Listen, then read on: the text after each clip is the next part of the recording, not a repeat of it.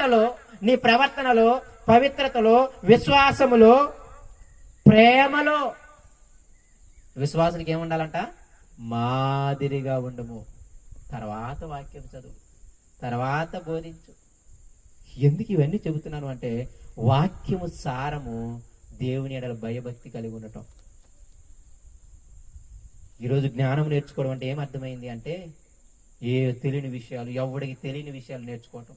ఎవరికి తెలియని విషయాలు ఏదో బాగా తెలుసుకున్నామని ఒక గర్వించడం వెళ్ళిపోతుందిలే, కానీ దాన్ని బట్టి కాదు పరలోకం ఇచ్చేది. దాన్ని బట్టి కాదు పరలోకం ఇచ్చేది. అసలు ముందు తెలుసుకున్న దాని ప్రకారం నువ్వు బతికావా లేదా అనేది అడుగుతాడు అంతే. అందుకని అన్నాడు, విమర్శించిన మంది ఏం చేస్తాడంట?